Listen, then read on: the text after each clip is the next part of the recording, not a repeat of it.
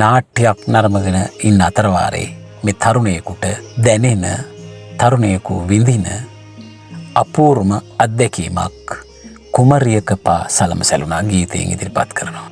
කොයිතරම් බඹසර රැකුණත් බඹසර කියන්නේ රාගික සිතින් ස්ත්‍රියක් සමග හෝ පුරුෂයෙක් ස්පර්ශ නොකිරීම. ඉතින් මේ තරුණයා රාගික සිතින් ස්ත්‍රියක් සමග ස්පර්ශ නොකරම හිටපු පුද්ගලයෙක් වුවත් මේ කුමරියගේ රංගනයේදී පාසලඹ සැලෙන සද්දයෙන් සිතුවිලි මනස තිගැස්සෙනවා. ඒ තිගැස්සීම තුළම අර කුමර බඹසර අසපුවේ සමවැදිලා දැහැන්ගත වෙලා රාගික සිතක් ඇති නොකරගෙන ජීවත් වෙච්ච තරුණයා එක වතාවටම රාගික සිතින් බැඳෙන්න පටන් ගන්නවා. ඒ කොහොමද කිව්වොත් උකුල ලැමහස මලවි කරලිය. කාන්තාවකගේ උකුලයි ලැමයි කියන්නේ එක්වරම තරුණයෙක් පිරිමියෙක් උත්තේජනයට ලක් කරන ප්‍රදේශ. අපි මේ ප්‍රදේශයට කියනවා අනංගයාගේ රජදහන. නැත්තම් අනංගයා ක්‍රීඩා කරන තැන. අනංගයාගේ කරලිය. මලවිගේ මල් දුන්නෙන් විදින්නේ ඒ කරලිය මේ තරුණයා දැක්කහම කොයිතරම් චිත්තසංතානය එක අරමුණක තබාගෙන ජීවත් වෙන්න උත්සාහ කරත් ඔහුට බැරි වෙනවා. ඇයි ඔහුට බැරි වෙන්නේ? විවර කෙළුවා දුහුල් සලුතිර. ඇයගේ ලැම ප්‍රදේශයේ ඉඳලා උකුල දක්වා තියෙන මල් සරාගේ ක්‍රීඩාංගණය එකින් එක විවර කරනවා. කවුද විවර කරන්නේ? මනස නැමැති සල්ලාලයා. මනස් සලෙලුන් විවර කෙරුවා මනස් සලෙලුන්. මනස් සල්ලාලයාගෙන් බේරිලා මේ ජීවිතේ බඹසර රකින්න කෙනෙකුට පුළුවන් වෙන්නේ. මනස කියන්නේ ඊට අද්විතීය වූ පාලනයට ලක් කළ නොහැකි වූ සිතුවිල්ලක්. දැන් මේ තරුණයා උම්මතු වෙලා ප්‍රේමයෙන් ආදරයෙන් රාගික පවින් මුසපත් වෙලා දැන් මේ තරුණයා ඉස්සරහා මැවෙනවා තුසිතය දිව්‍ය ලෝකය.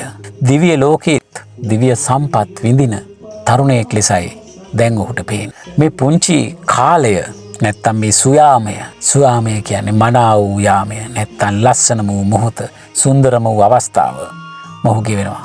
කොයි වගේද කිව්වොත් සුරන් නැල වූ සුයාමය. සුරන් කියන්නේ සක්‍ර දෙවිඳුන්.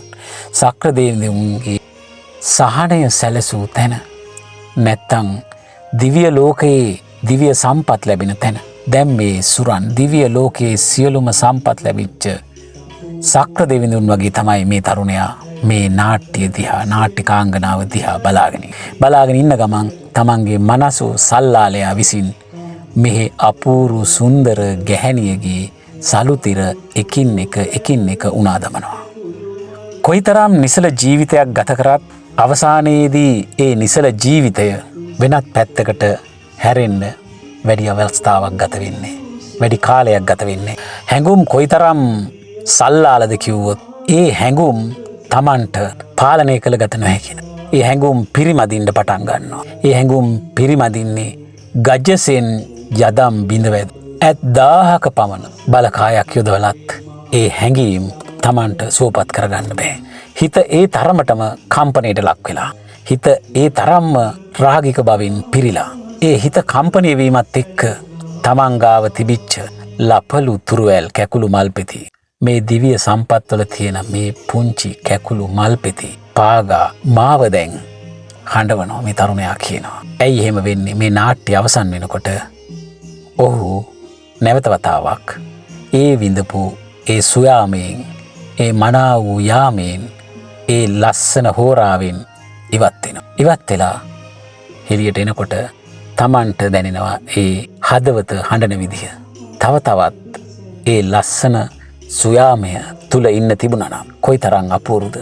ඒ දිව්‍ය සම්පත් තිබුණා නම් කොයිතරම් අපූර්වද? ඒ දිව්‍ය සම්පත් වගේ මේ කුමරිය පාසලම සලන අපූර්වත්වය තුලින් මේ තරුණයාගේ බඹසර බිඳිලා යනවා. රාගික සිතින් පිරීලා යනවා.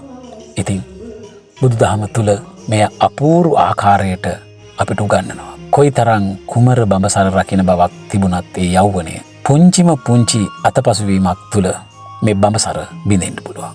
අදහැමි සිතුවිලි උමුතු සිතුවිලි මත වෙන්න පුළුවන්.